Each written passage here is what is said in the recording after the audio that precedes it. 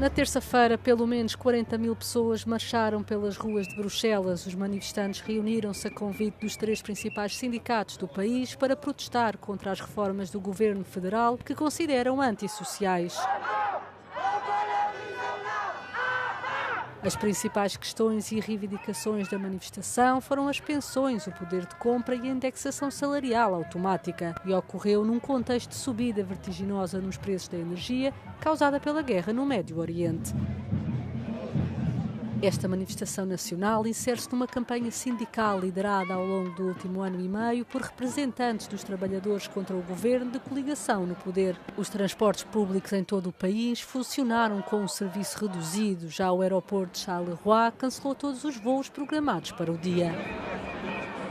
A última manifestação nacional em março reuniu entre 80 mil e 100 mil pessoas em Bruxelas.